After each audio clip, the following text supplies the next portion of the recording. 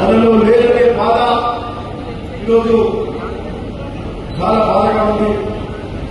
ఈరోజు ఎవరు కూడా అనుకోలే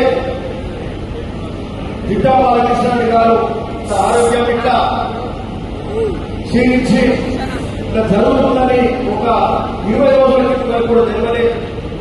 ఆకస్మికంగా ఆరోగ్య బాధలు హాస్పిటల్ వెళ్ళాలనే ఈ నియోజకవర్గమే కాదు రాష్ట్ర వ్యాప్తంగా కూడా ఆయనకున్న అనేక యువజన సంఘాల ద్వారా యువజన సంఘాల సభ్యులైతే ఈ నియోజకవర్గం జిల్లానే కాక రాష్ట్ర వ్యాప్తంగా ఉన్న అభిమానులు కూడా చాలా బాధపడ్డారు.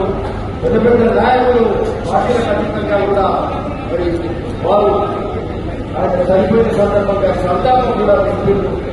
మరి ఈరోజు వారి సంతాప సభలో మనము మరి వారికి ఘనంగా జోహార్లు అర్పిస్తూ నివాళులు అర్పిస్తూ మరి వారి ఆశయాలతో వారి స్ఫూర్తితోటి మనమంతా కూడా ఉండవలసిన అవసరం ఉంది. జిల్లా బాలకృష్ణ గారు వారి గురించి తెలుసుకుంటే వారి కళ 20 ఏళ్ల నుంచి వారు చేసిన కార్యక్రమాలు చూస్తే అది నిజంగా ఇంత గొప్పగా ఒక నాయకుడు ఒక వ్యక్తి చేయగలుగుతాడా? ఏ పదవి లేకుండా ఒక నియోజకవర్గం ఇన్ని చేయగలుగుతాడా అంటే ఇది బహుశా ఎక్కడ ఏ నియోజకవర్గంలో కూడా చేయకూడదు. ఊళ్ళో ఆలోచనకు పెట్టాడు. వారు ఒక 15-20 ఏళ్ల క్రితం ఈరోజు మాట్లాడి అందరూ పెడుతున్నారు. ఆర్థికంగా ఎంతో అందరూ ఏ ఊళ్ళో పెట్టుకునే పరిస్థితి ఉండదు. కానీ నాడు ఒక 150 వాటర్ ట్యాంక్ పెట్టి ఊళ్ళో వాటర్ ట్యాంక్ ఇచ్చిన ఘనత అంటే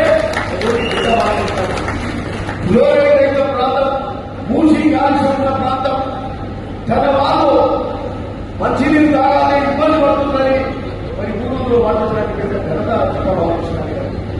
నాడు ఊళ్ళో కూడా గుర్తించుకున్నారు. ఎప్పటికి కూడా గుర్తించుకున్నారు.